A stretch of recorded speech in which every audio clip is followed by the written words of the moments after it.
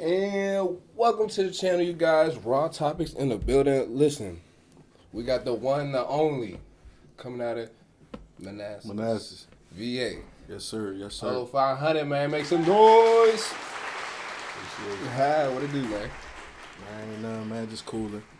Glad it stopped snowing and shit. Hey, no lie, man. It's cold out here. Damn right.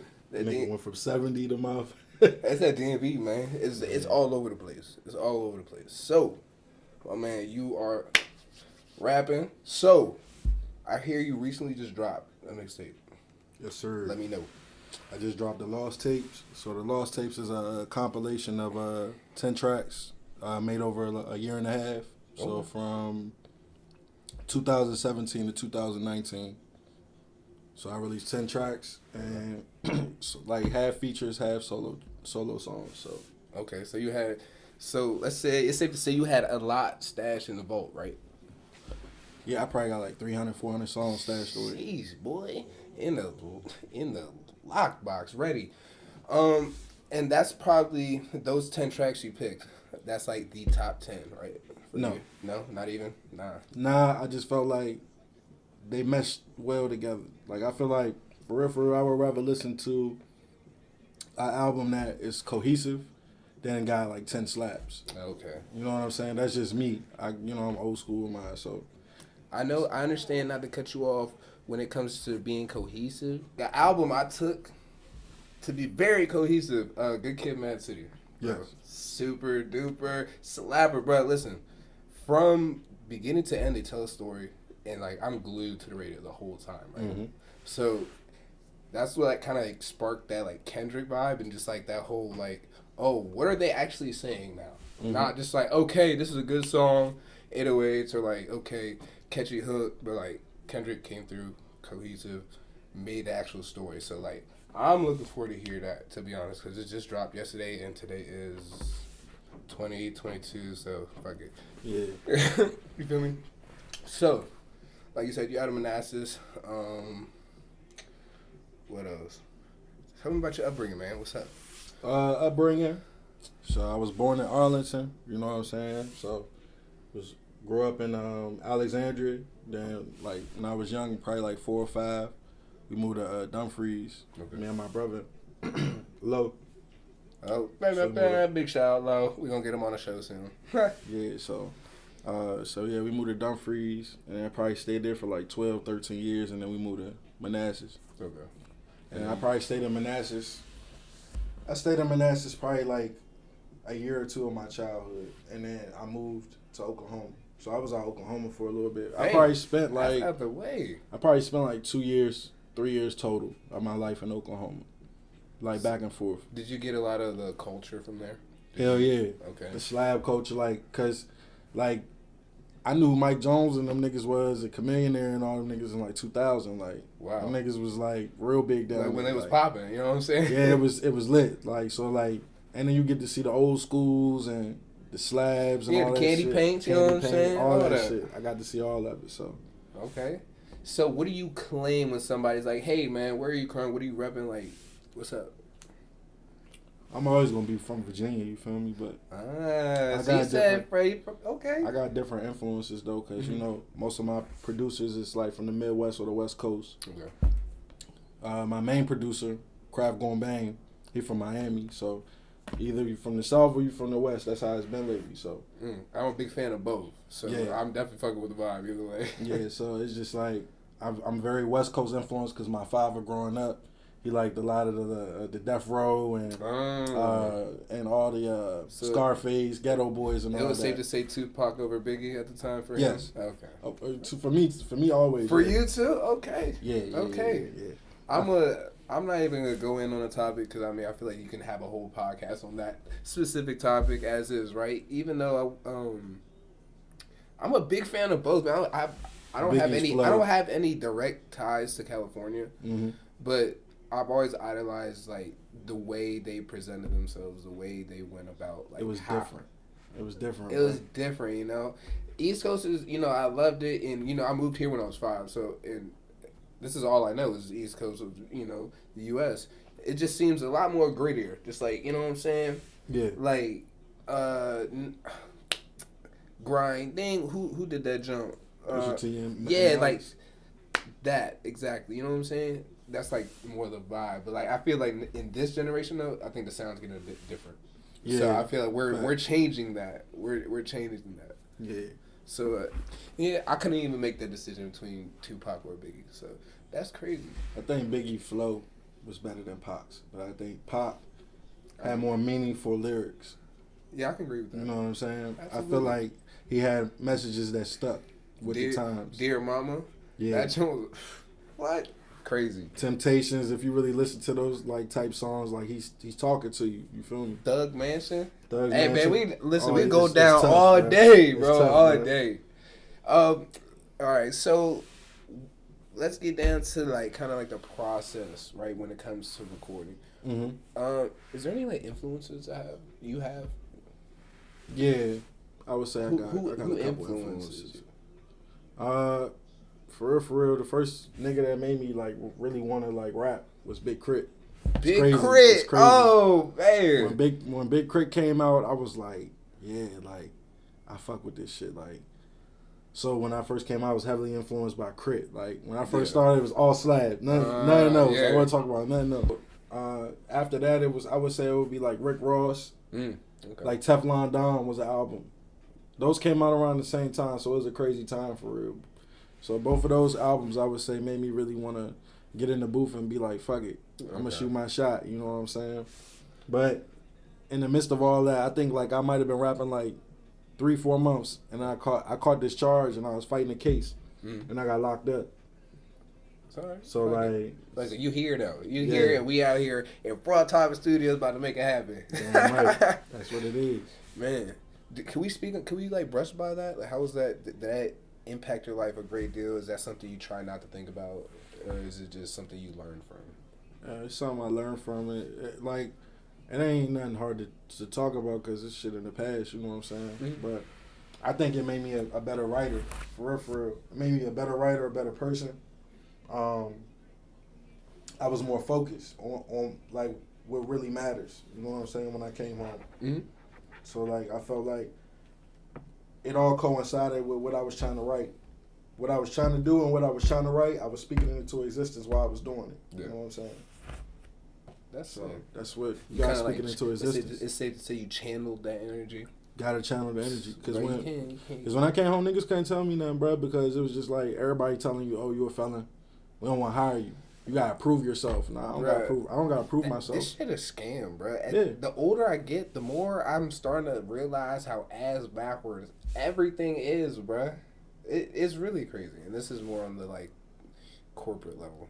So like I'm like, mine's crazy. Yeah. Okay, we talked about some of the influences. Are you a big smoker, a big drinker? Is there like something? Is there a strain of weed you gotta have? Is there a certain drink you gotta have when you record it? Everybody has that one, kind of like pre-game tradition. What is that? Is there anything for you, or is it just like fuck? I'm on go all day, every day. I'm with the shits like every day, like ready off the top of the dome. If it is like, I smoke a lot. I don't really drink like that, but on occasion I drink. I turn up. Okay. I'm a real reserve guy. You feel me? But I'm real like I'm one of them niggas like, why we partying if we ain't made it yet? Like, see, we gotta put the groundwork in before what I'm saying, all the other shit. Hell yeah. I let everybody else go party. Niggas know I be at the studio. You feel me? Writing, trying to come up with a hit, reaching out to this producer. Yeah. So if you trying to get a feature, holla at him. Stop playing. Designing clothes. That's another hobby I picked up. So okay, plug right there. We're gonna put that in the motherfucking description too. Team 500 clothing. Boom. We're gonna pop a picture right there. Boom. You know how it be. So have you performed at all? Small or big? Yeah. Okay. So what's like is there a story that kind of stood out to one of those times you performed? I was like, damn. Like a crazy tour story, you know what I'm saying? I would say the time they let us perform at Stadium. Hey, okay. They let me in the Wealth Dons, shout out to the Wealth Dons, Baywash Sui, YB. And they on the Lost Tapes as well. So yeah, check that track out. But yeah, We was basically in the club. The DJs had heard one of our songs, "Be Careful What You Ask For." Okay. So at the time, like, that was a song I had recorded, and I had put like 3 different people on the joint. You know what I'm saying? Yeah. So I had it for like 6 months, but I didn't want to put it out. I wanted that shit to be perfect because I knew when it came out, it was going to slap. Yeah. So my man's came through the Midi East, and he laid down the vocals for the shit. I fuck with it. We shot the video. They let us shoot the shit in stadium. So they let us perform the joint. And Tony Reds, rest in peace. Tony Reds was like saying that he fucked with this song. That shit ended up making the radio. So that was like a crazy time because like for like 2-3 months we was on the radio. That's sick. I couldn't get on the radio no other time, but when me and my group, we was lit. How was that feeling? It was like the first time you heard it on the radio. It wasn't. That's actually not the first time that I had something played on the radio, but to have it in rotation every week, that's the first time that happened. So that was a big accomplishment in itself. Like, I felt real good about that shit. That's good. That just makes it that much easier to like strive for better, right? Yeah, it make you wanna go harder. You want all your songs on the radio now. That's what I'm saying. Instead of that one, you feel me? So one win can lead to more. Just keep pressing on. You know what I'm saying? That's fire. That's fire. You traveled. I seen in one of your videos you traveled down to like Florida. Do you stay down there a lot? Do you like to travel down there? Or is that like, is their vibe different? Or is that like if you have to be on the East Coast, you'll be in like down south if you had to? You know what I'm saying? Like if I have to be on the East Coast, I'll be in Miami type deal. You know what I'm saying? You got it. You just hit it on the nail. Okay. All right, so this is how I go for me. Like, all right, so like 3 times a year we'll go to Miami. You know what I'm saying? We'll go for like 4 or 5 days. Fuck it up. Shoot videos while we down there. We got a video man down there. Yeah, see. So while we down there, we just be working for real. Like, we have fun, but we work first. That's awesome. So we'll wake up early, call the cameraman, he'll hit us up. Most of the time, we'll meet him at the rental car spot. Yeah, we'll meet him at the rental car spot. We'll get our cars and whatever we need. Mm-hmm. And, yeah, we're working all day. That's sick. And then after that, we having fun. And you turned up. The rest of the time, fuck up. That's it. See, I love Miami never sleeps, bro. I've heard. I've only been to Miami one time. I think I was like 13, but I don't think you can experience Miami at 13. You can't experience Miami at 13. Although I did see some things, but I'll leave it at Fort Lauderdale's lit. Oh, you know what I'm saying? You know what? It's right outside Miami. I've been there too. Actually, that was the first trip I went with my family. Saw some wild shit there too. Yeah, it's lit. Dead body. Tell you shit. Nah, man, stay off drugs, y'all. Shawty was popping pills. But yeah, that's my favorite spot right now. Like Miami. But I want to go back to LA. I love LA. I've been there once. I'm not gonna lie. I kind of fuck with the vibe. It's real different. It's real creative. Everybody's in there. Yeah. It's like you feel. It's in the air. And you can just smoke weed on the beach. Like, and watch a motherfucker skateboard. Isn't that all we want? Yeah. So it's just like, it's real chill.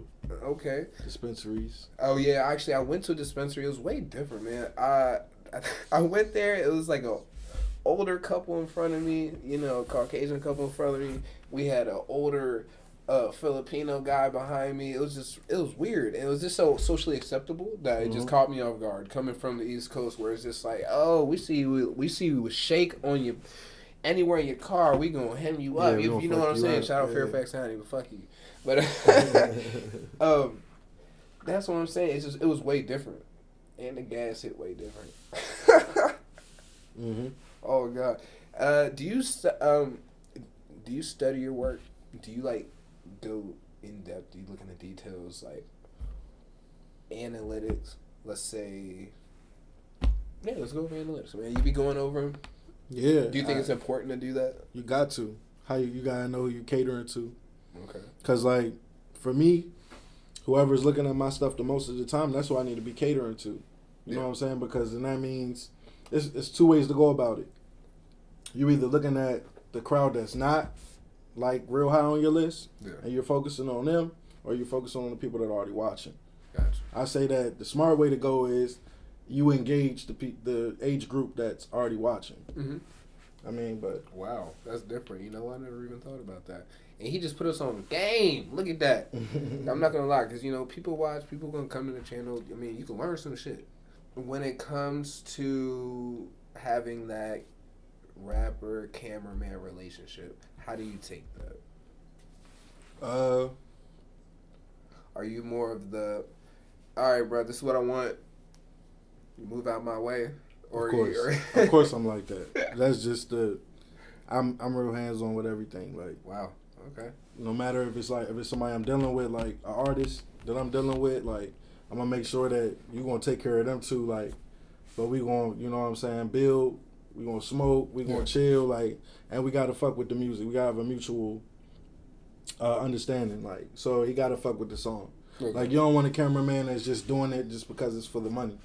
If he doing it for the money, like, bruh, it might not come out good. It ran me into the ground. I ain't gonna hold you. Coming from a cameraman, like, doing it for the money and then doing it for the love, two completely different things. And you'll see the quality will be very different. My cameramen are brutally honest. So, like, if they don't fuck with a song, they'll tell you I'm not shooting that.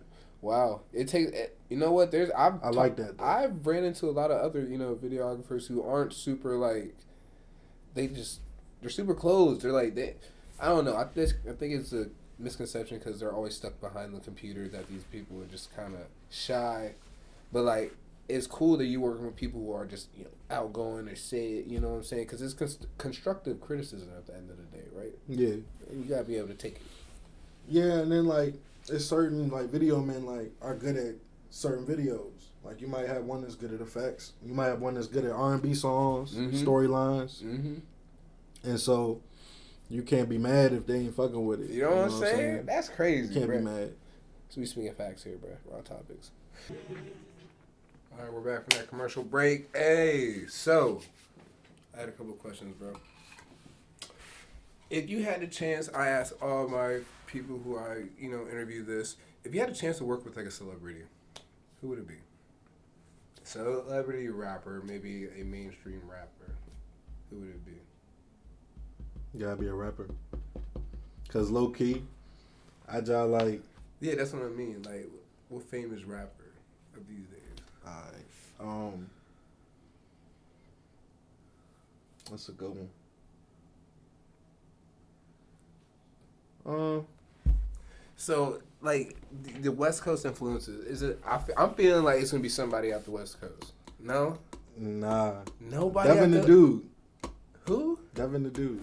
Wow, I have never heard of him. I need to open up my horizon, bro. Devin the Dude. I think we can make the most epic smoke song. What? You know what I'm saying? You know what? Look up Devin the Dude. Is that really? Is that what he's about? Is that what he is like? He's like a Wiz Khalifa type? Yeah, he was like Wiz Khalifa before Wiz Khalifa. Yeah, right, boy. How is that even possible? Listen. Is it like that? Yeah. I swear to God, Wiz Khalifa made it like possible, like not impossible, like mainstream, acceptable. Or was he doing it online like the way? I think it was around like in the 90s, like the mid 90s. Yeah, that's what I'm saying. Yeah. So he was with Rap a lot. Second? I said he was with Rap a lot. Bro, see, you naming all these rappers I don't know. I feel so out the loop. But I listen to a lot of people though, bro. That's like, good. You know what? Coming from like a son of a DJ, I should be more in tune, and I'm not. And I'm slacking, so I'm gonna definitely listen to those two choices. Your dad was a DJ. Yeah, man, but he really his criteria was more it catered to the '90s crowd. You know what I'm saying? Just like the '90s era. About Devin the Dude. You know what I'm saying? You know what? I'll ask him about Devin the Dude. He'll tell you something.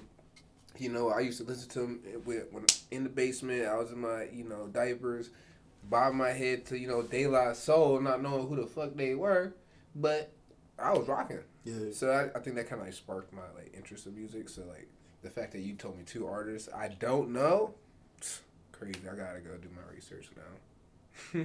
That's awesome. What's your take on like the DMV culture, rap culture? What's your take on it? I think that niggas is copying something that's not like our sound.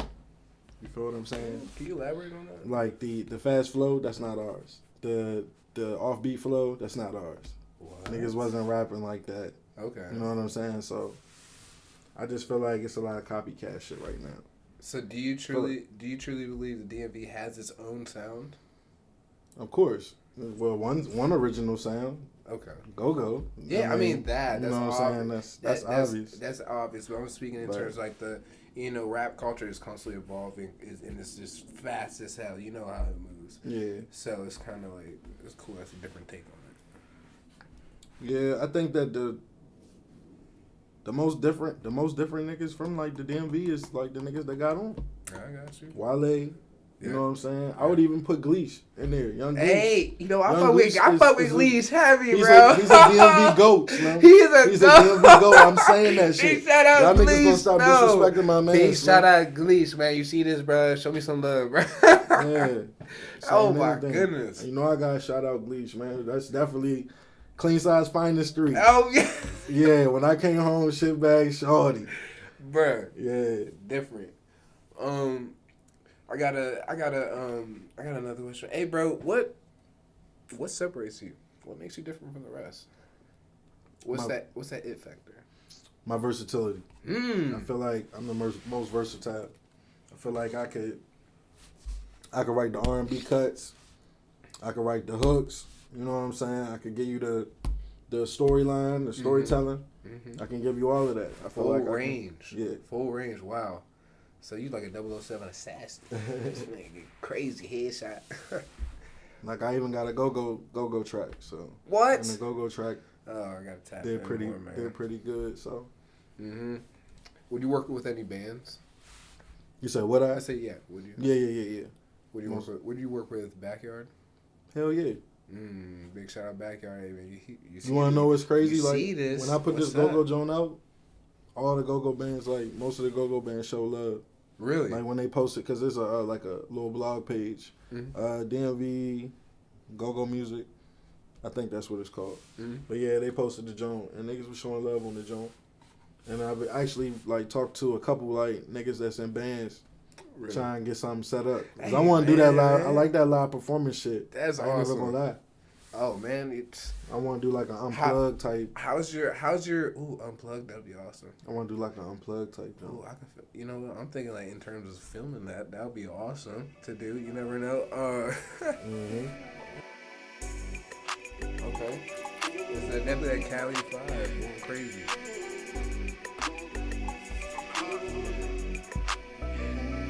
I feel like God showing me my purpose. You say you better than us, have a verse. Pain against your pain. That's what work is. Since I did my thing, nigga, who still rap. Niggas good at that. Clear the head. We talking bars, we talking lyrics, talking realness. Niggas can't compare. I often wonder, could I reach my peak? Then I get into my bag and set a plateau each and every week. Explore the East riding on heated seats. New York, Miami are the place to be. I rep Virginia everywhere I be. I got them vibes, you gon' remember me. Niggas blind, I got so much to see. The love is blind, so I fucking leave. The world is mine, how it's supposed to be. Body and mind on a high degree. Going places you can't drive and see. I walk with God, that made me hard to beat. So if you smoke, you know I won't retreat. Trying to change my fleet. Never had elites, cause it's never peace. Niggas riding around with Dracos like the Middle East. That's why I watch the most and say the least. My man went crazy. So this is like the life and times of Polo Yates. The life and times. Explain that. What is that? What is that the essence of you, who you are? Yeah, like, basically like it's just a journey from. This is gonna be like all my albums like tell a story, like Keep It Game, like it tells stories, like it's a storyline. So I want to basically give you like a timeline, basically from start to finish, and I'm basically giving you a rundown of like everything that happened in between. That's awesome. So like if you heard these first two tracks, like I'm actually you talking some shit, man. Yeah. Oh man, that's heavy. I definitely know if I was going like on a road trip, I could definitely turn that on and just like, no, I'm vibing out. That's I know that for sure. That's how I rate my albums. I gotta listen to it in the whip. In the whip, bro. That is a universal. If it don't slap in the whip, it gotta go. Oh, that is the truest. Oh man, that must be that's the fucking truest thing I've ever heard. I know at the end I usually do a freestyle session. We did that listen session. We gonna kind of switch it up. I hope you guys fucking with it. You got any last shout outs, any last words, man? What's up? What you got to say? Shout out to everybody that's fucking with Team 500 clothing. Like, we just released the new jackets or whatnot, and we doing really well with those. So shout out to everybody who pre-ordered, everybody who reposted, everybody who just showing love in general with the music. Shout out my brother Lo. Shout out to Team 500 as a whole. Shout out to Craft Going Bang. You know what I'm saying? Shout out. Crazy shout out. I have nothing compared to that, man. Big shout out to my family. I love them. We out. Yeah. Peace.